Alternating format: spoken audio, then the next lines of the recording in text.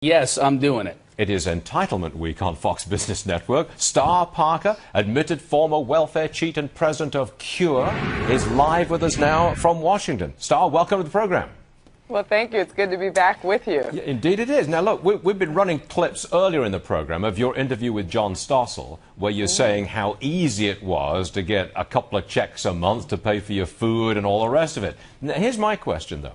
When you were on welfare, when you were cheating on doing it, did you feel that you were cheating, or did you feel, hey, look, it's out there, I'm entitled to it, give it to me? How did you feel when you were doing it?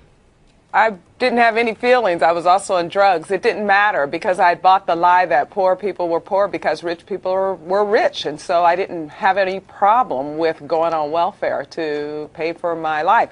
But now, remember, you didn't have to use your check to pay for food because you also get food stamps. Okay, so when you were on welfare, you got, did you get cash welfare? You certainly got food stamps, your rent was paid for, medical treatment was paid for. Was everything paid for by the government?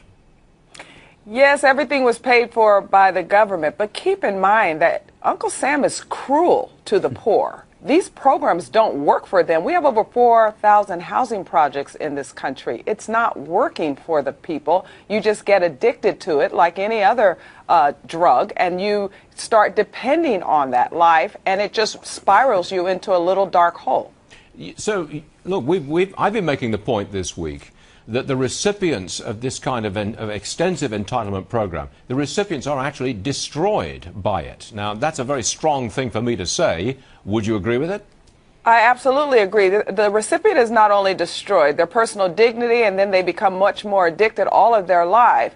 But the whole communities are destroyed. Let's look what happened, for instance, in the black community, the impact of this entitlement mentality and welfare, government dependency. After the war on poverty in the 60s, we began to see an unraveling of the entire black community because the family collapsed.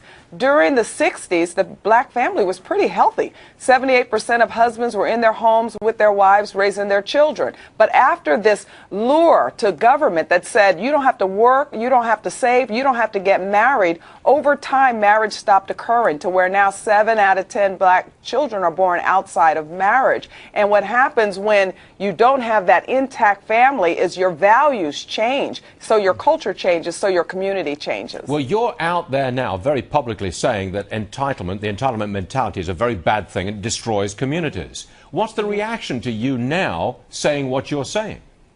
Well, it depends on who I'm saying it to. Some give me death threats and others say, tell us more. How did you get out? And that's one of the reasons I wrote my book, Uncle Sam's Plantation, because I want people to understand that they don't have to live at the hand of the government. You know, I'm spending my life, as you said, I'm running an organization here in Washington, D.C., spending my life now as, I suppose, to pay back society to get everybody off of welfare. I just feel that there are some contributions that everybody can make without Uncle Sam telling them, don't worry about your life, just live off our hand from womb to tomb. I just wonder, though, real briefly, get a lot of hostility?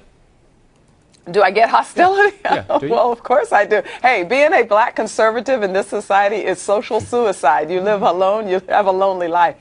Well, welcome to the program. It's very good to have you with us, Star Parker. This is Entitlement Week, and you've contributed to